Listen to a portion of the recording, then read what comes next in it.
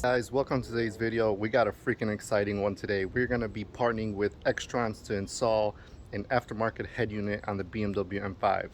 And I originally saw this unit on Vehicle Viral's Instagram and YouTube, and I was like, man, this thing looks freaking amazing. So I partnered up with XTRONS to bring this deep video for you today. This first video is going to be an unboxing and overview of what's inside.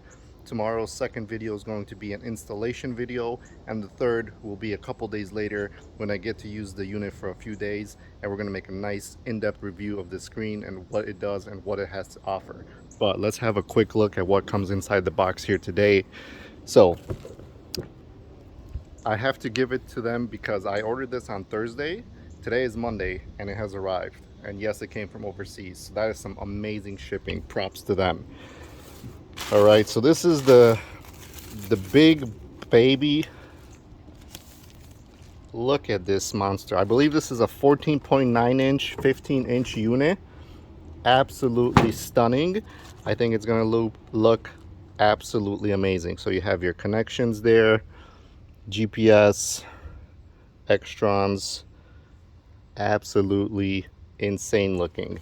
Comes with all the things you need to install it, all your wiring harness and cables and instructions. So that's what you get in the box.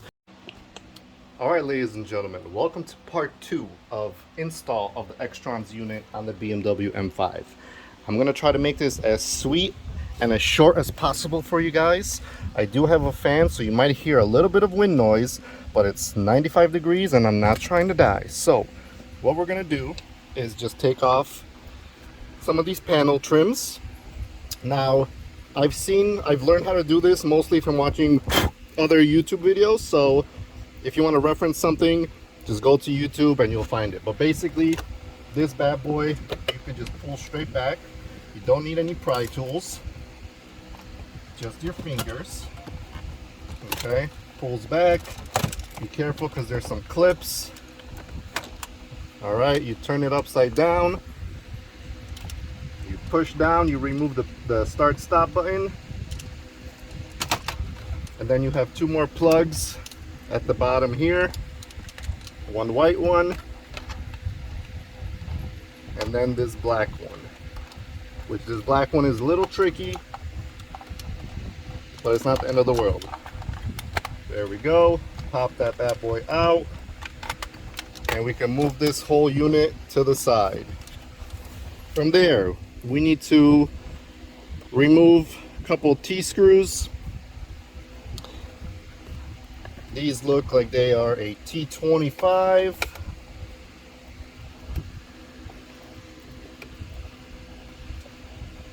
So I'm going to undo that. Power tools help, but I'm going to do it with basic hand tools so you could just see how the process goes. Okay, and then there's two more screws at the bottom of the screen. And then I believe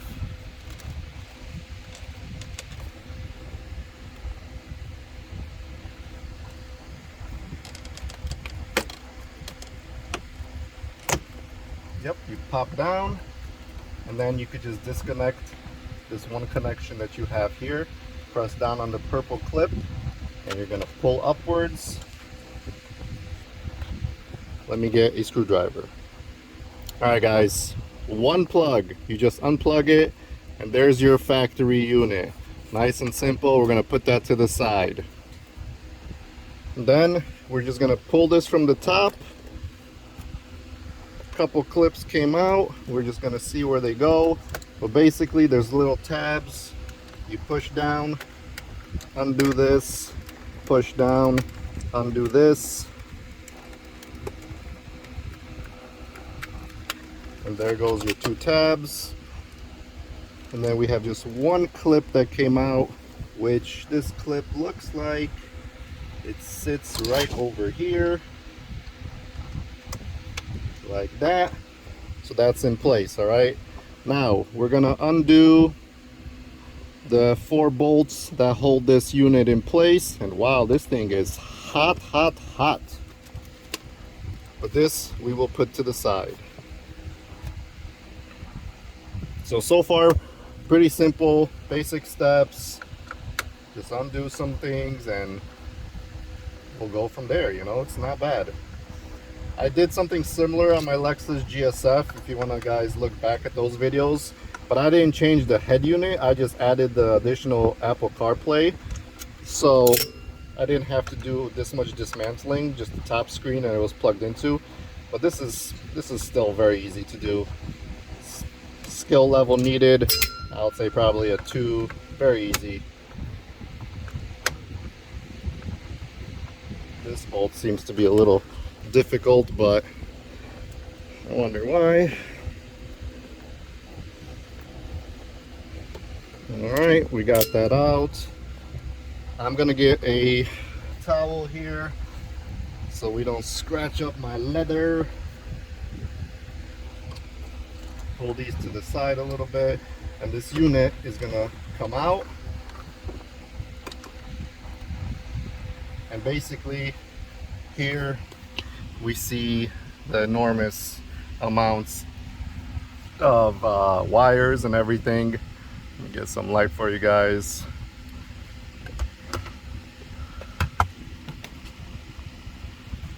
So yeah, we're gonna begin by unplugging a bunch of things here and just connecting it to the new unit. Mainly it's gonna be this black connection right here, but let's get to work.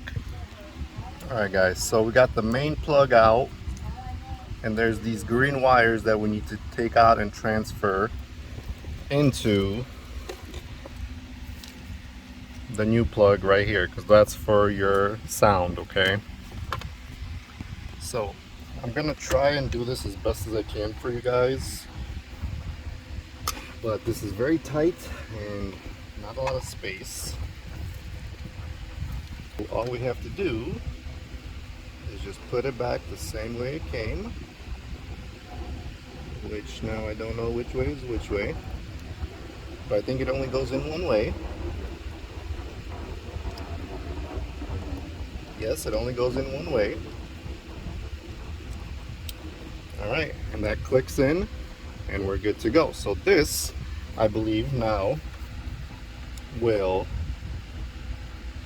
connect into our unit here.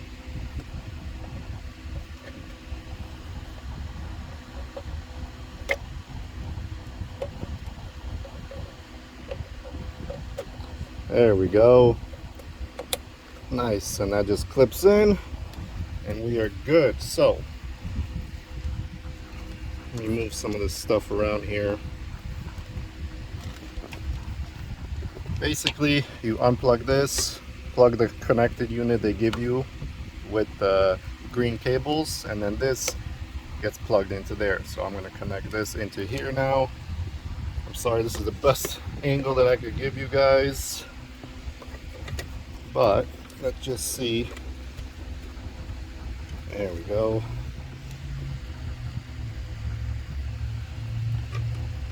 It's going to be a lot of wires over here, okay?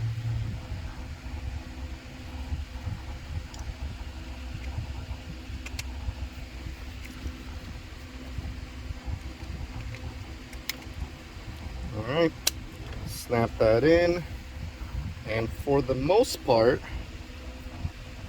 I think that is it. Then I know this is gonna get run underneath and into up here. Alright, everything as you can see is taken apart. I just connected it to see if it works, and the music is playing, and I didn't have to connect anything into my aux, which is very interesting, so I'm cool with that. Alright guys, so a little while later, I have mostly everything connected. I'm just trying to figure out how to wire up my front facing camera, which is being a little challenging, but for the most part you do need to have the mic connected if you're using Bluetooth or Apple CarPlay. This is the mic that picks up your voice, so I'm going to probably mount this somewhere here. Other than that, so far the system is very quick and intuitive. Like, it responds very nicely and everything. I just need to figure out how to get the navigation to work, because it doesn't pick up my location and whatnot. So I need to figure that out. And small little things like that. So I just gotta read through the instructions and just figure everything out. But yeah, I'm gonna dig into this. It's mostly installed, simply plug and play, but just the little things. So I'll be back to you guys tomorrow. Bye. All right, ladies and gentlemen, the install is finished.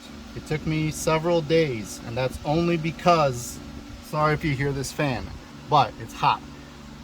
This install took me only a couple days because I was trying to install my front facing camera, and I had to do my own research of how to access the secret menu to be able to pull up the front facing camera and how to wire it properly. So now that it's all done and working, look how beautiful this looks. And I want to do this with you guys.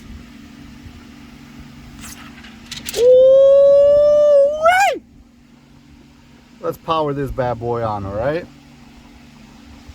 Look how quickly it booted up. It's telling me my hood is open and my door is open, which is the case because they are. All right, so just tap right there. Let me show you.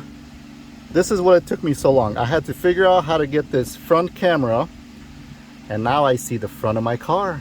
How freaking sick is that, guys? Awesome. Now there's a whole bunch of things on the menu here that you could take off and get rid of that you don't need, which I will be doing. Like this is gonna go, this is gonna go, TV is gonna go. TPMS is actually pretty cool because it shows you the pressure of the cars, but the car is not on, so it hasn't registered it yet. Car info. So in order to get into this menu, okay, aftermarket camera, let's do original camera for the rear because that's what it was. Voice command, we want that on. Miles per hour, perfect. Go back, go back. What I want to show you is that menu. So you go to car settings, you go to about device, 8888, menu icon, and that's where I found the menu icon on this list right here. So let me get rid of some of this stuff.